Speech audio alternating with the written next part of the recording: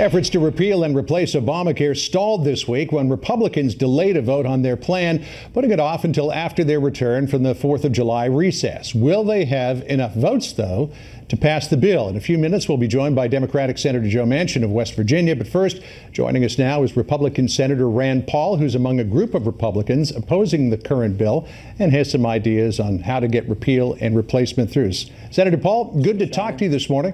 Let me start off with a tweet that the president sent earlier, which was actually what convinced you to come on here on the July 4th weekend. The president tweeting, quote, "If Republican senators are unable to pass what they're working on now, they should immediately repeal and then replace at a later date." The president appears to be listening to you. You mentioned this to him on Wednesday, though your colleague from Nebraska, Ben Sasse, is also claiming credit for this. But Senator McConnell has said, thanks, but no thanks. So will this idea even fly? Well, here's the problem is I don't think we're getting anywhere with the bill we have. We're at an impasse. Every time you add more federal money, more spending for the big government Republicans, it offends the conservatives. So right now, this bill, which is not a repeal, has become the kitchen sink. We have nearly $200 billion in insurance bailouts. Does anybody remember us complaining that Obamacare had insurance bailouts? We now have codified nearly $200 billion. There's $45 billion in here for opioids. So, I mean, the bill is just being lit up like a Christmas tree full of billion-dollar ornaments, and it's not repeal. We don't repeal the regulations. We don't repeal the subsidies. Now there are Republicans getting so weak-kneed, they're saying, oh, we're afraid to repeal the taxes. What happened to these people? They all were for repealing Obamacare. Now there's virtually no one left. The president stressed the need earlier this year, Senator Paul, to do this simultaneously because there is a concern about the continuity of coverage. Let's listen to how the president put it in a press conference at Trump Tower. It'll be repeal and replace. It will be essentially simultaneously. It will be various segments, you understand, but will most likely be on the same day or the same week, but probably the same day, could be the same hour. The president was stressing there, Senator Paul, that you've got to do this, if not simultaneously, very close together so that you don't have a bunch of people who end up without health insurance. So what would your plans do to address that? Well, and I agree. When I say separate the bills, I think they could still be done concurrently. In fact, I think the moderates won't vote for a repeal, a clean repeal, unless they have some other bill going on simultaneously.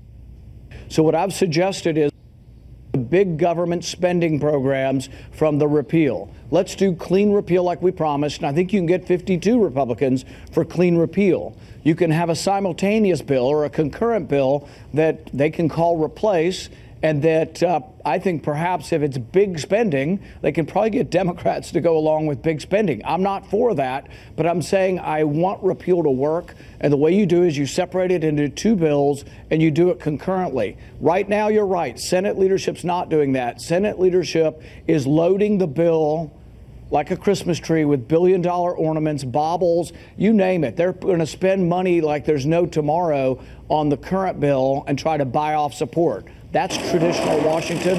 What I'm asking for something is not traditional. Separate the bills.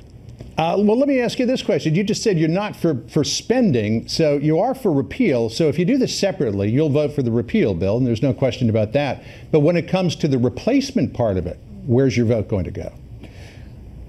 Well, see, my idea of replacement has always been replace it with freedom, replace it with choice, competition, expanded health savings accounts, buying groups, the association health plans that I've been pushing across state lines where you can join a buying group and get a lower price.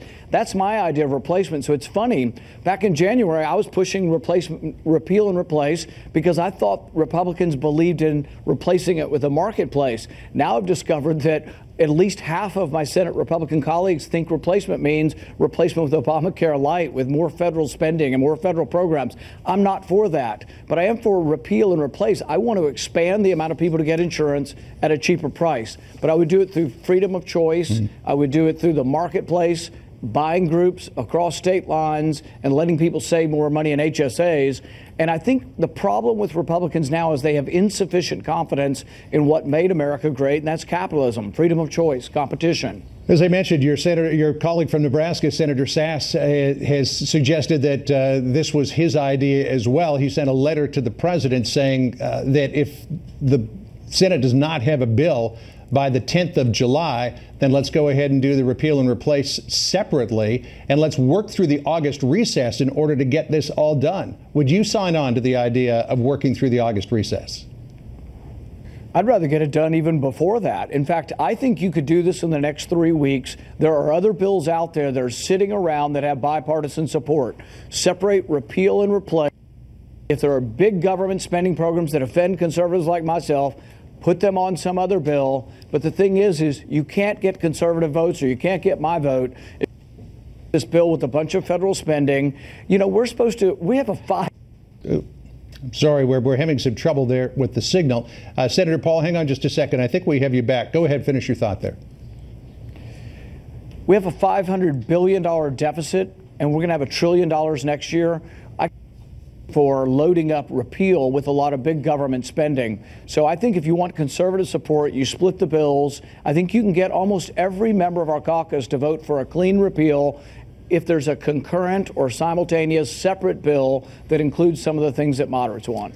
And just before we leave you, we've got about a minute left, Senator Paul. I wanted to ask you about something. You were there in Arlington for that horrible shooting, which prompted a call from many people in Congress to improve the tone of the political discourse, to give more sense of civility. You saw the tweets that the president set out earlier today, unapologetic for it. What's your thinking on that whole thing about what the president tweeted and how that plays into these calls for greater civility in our political discourse? I would approach it more generically and say that we probably don't need to question our adversaries' motives. So, for example, President Obama, I think, wanted to help more people get health care. I think Obamacare failed, but I don't question his motives or his goodness as a person in trying to do it.